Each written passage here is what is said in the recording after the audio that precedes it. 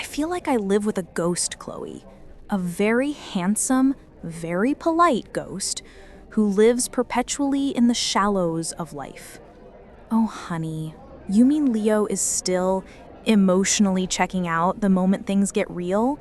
Tell me what happened. Exactly.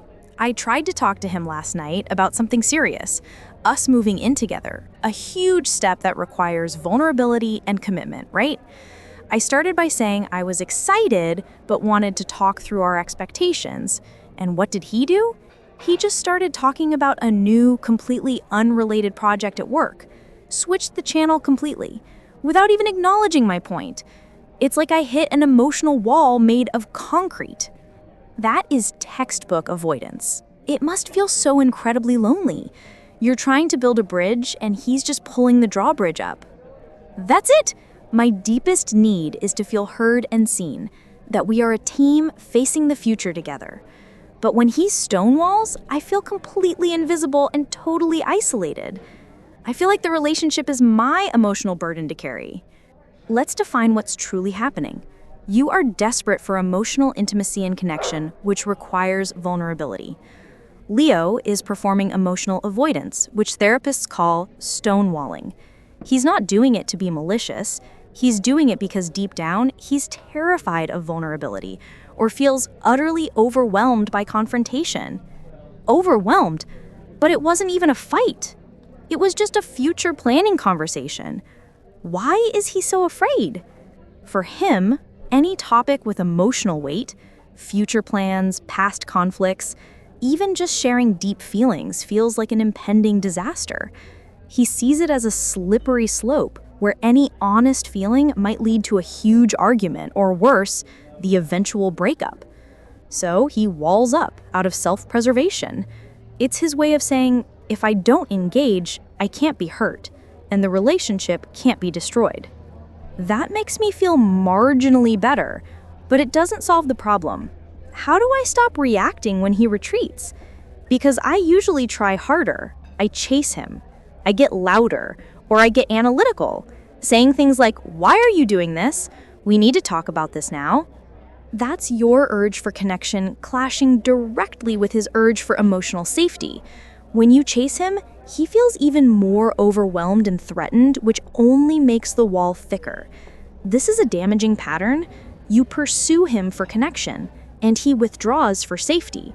We have to figure out how to lower the intensity so he knows it's safe to stay in the conversation.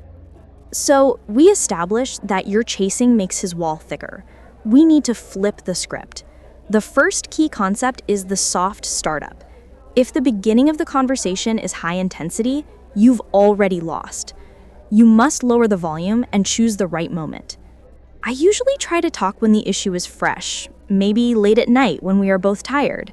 That's probably the worst time, right? Absolutely the worst. Timing is crucial. A soft start means approaching the issue when you are both calm, well-fed, and rested. And crucially, you use an I message right from the first sentence to reduce his defensiveness. An I message? So not, we need to talk about why you avoided my question last night. No, never that. A soft start avoids any blame. It focuses on how you feel and what you need, and uses a neutral phrase. Try this. Hey Leo, I feel a little disconnected from you right now. Feeling, and I'd love to connect.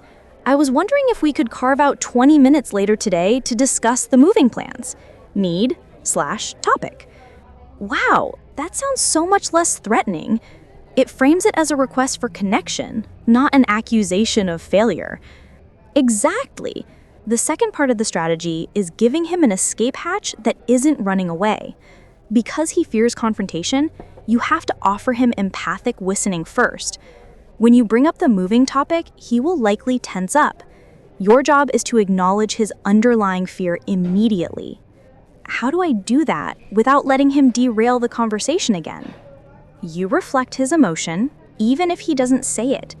If he looks stressed or changes the subject, you interrupt gently. I can see this topic makes you tense, and I understand you might feel pressured right now. Empathic reflection. I want to assure you that my goal isn't to pressure you, it's just to share my thoughts. I'm ready to listen to your concerns first. You validate his fear of vulnerability. You show him it's safe to stay in the conversation. Now for the third, most practical concept, the 20-minute rule. This rule respects his fear of being overwhelmed by an open-ended, intense emotional conversation. When you bring up a heavy topic, like moving, you agree beforehand that you will only discuss it for 20 minutes maximum. 20 minutes? That feels short for something like moving. It is short for the whole topic, but it's long enough for a meaningful segment of the topic. The goal is to build his stamina for emotional vulnerability. You start with your soft startup and the 20 minutes boundary. After 20 minutes, either of you can call a formal timeout. No arguing, no guilt. You physically leave the room or change the activity, and you agree to reconnect at a specific later time, like the next evening. So the structure itself is the safety net. He knows he won't be trapped or flooded by emotion for hours. Exactly. The structure combats his fear of confrontation by making the conversation predictable and escapable. The key is that the timeout is a pause, not an escape. You must both commit to the restart. For example, we hit 20 minutes, let's pause and resume tomorrow at 8 p.m. This teaches him that conflict is safe to pause and safe to return to. That's powerful. It shifts the burden from forcing a response to creating a safe container for dialogue. It gives him the control over the intensity that he needs. That's the entire lesson, Anna. You were fighting his stonewalling, but he was actually fighting his own fear of vulnerability. Your job is to transform the conversation from a high-stakes emergency, pursue, into a safe, structured check-in, soft startup, and 20-minute rule. So the secret to emotional connection isn't more pressure, but creating a system of emotional safety that allows him to let his wall down bit by bit. I need to be the calm, structured harbor, not the emotional storm. Precisely. Now go get that ghost of yours and show him how safe your harbor is.